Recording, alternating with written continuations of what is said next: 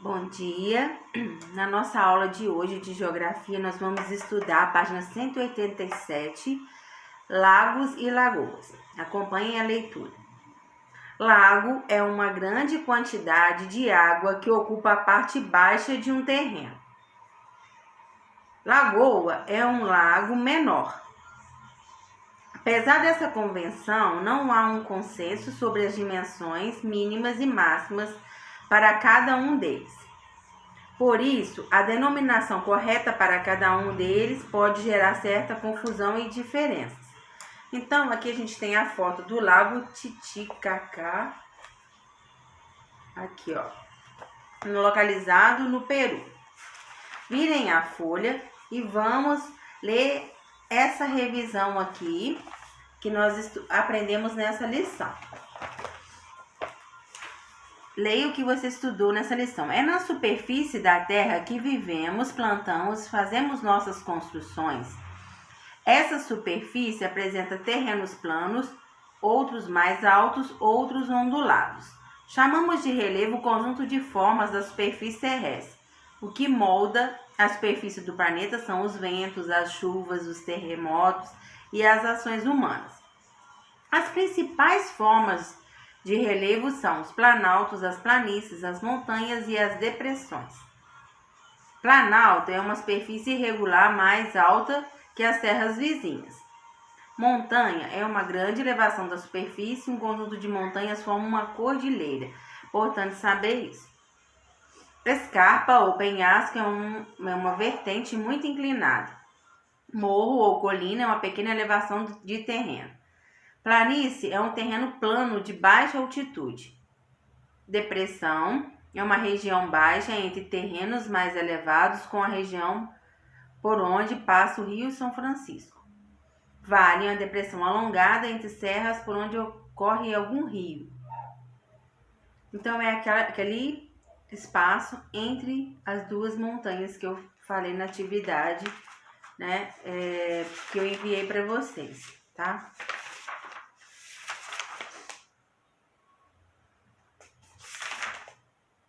Os rios formados por água doce são importantes para abastecer cidades, fornecer energia elétrica com a construção de hidrelétricas, proporcionar navegação, favorecer o crescimento de vegetação, servir de habitat para plantas e animais.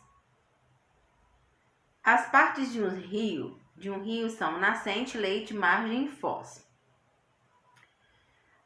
Os lagos são porções de água doce em uma parte rebaixada do terreno. Lagoas são lagos menores. Açudes, represas ou barragens são reservatórios de água construídos pelos seres humanos para agricultura, abastecimento de populações ou para gerar energia elétrica. Então, visto isso, né, essa revisão da unidade, vocês vão fazer as atividades da página 189 e 190, tá? Dá uma lidinha aqui anteriormente, ó, porque é desde o início da unidade essa atividade aqui, tá? Começando na página 180, e aí vocês vão conseguir fazer certinho, tá bom?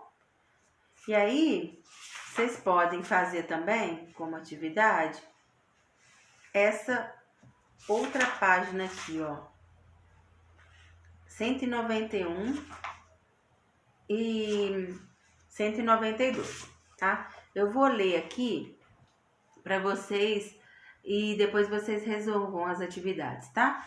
A superfície da Terra muda constantemente. Um exemplo é a formação de ilhas, que pode acontecer pela ação de algum vulcão dentro do mar. Essa notícia conta como uma nova ilha e assim se formou perto do Japão. Leia com atenção. Então, isso aqui é um texto que acrescenta, né, uma informação a mais, né, sobre o conteúdo que a gente está aprendendo, sobre o relevo, mas é como com um título de curiosidade, né? Então, vamos lá. Nova ilha formada após a erupção vulcânica cresce e fica quase colada a outra. Ó, tô lendo aqui, tá? A ilha japonesa, formada recentemente a cerca de 1.000 quilômetros ao sul de Tóquio, devido a uma forte atividade vulcânica, uniu-se à vizinha ilha de Nishinoshima, segundo informou a Guarda Costeira japonesa. Um avião da Guarda Costeira nipônica confirmou que a pequena ilha, formada no Oceano Pacífico, continuou a crescer até uma extensão de cerca de 15 hectares e ficar quase colada à desabitada ilha vulcânica de Nishinoshima. Por essa razão, a nova ilha, que tinha sido provisoriamente batizada de Niijima ou Shinto, duas maneiras de dizer Ilha Nova em japonês, e cuja formação foi tornada pública pela Guarda Costeira no passado 21 de novembro, não irá assim receber qualquer nome. A nova formação aumentou até 8 vezes de tamanho desde que emergiu após as erupções vulcânicas, e calcula-se que a sua altura já alcançou a do vulcão, que continua ativo com cerca de 50 metros acima do nível do mar. Os peritos não descartam a hipótese de a ilha continuar a aumentar de tamanho. Nishinoshima encontra-se a 130 quilômetros da ilha habitada mais próxima, pelo que se considera que a sua atividade vulcânica não coloque nenhuma povoação em perigo. Esta é a primeira erupção que se produz junto a Nishinoshima em cerca de 40 anos, depois que a ilha aumentou de tamanho entre 1973 e 1974, também devido à intensa atividade vulcânica. Então, faça uma interpretação de texto aí, né? E responda aqui qual é o assunto dessa notícia, o que está querendo falar no texto, o que significa em japonês o nome da ilha. Está escrito aqui no texto, tudo no texto.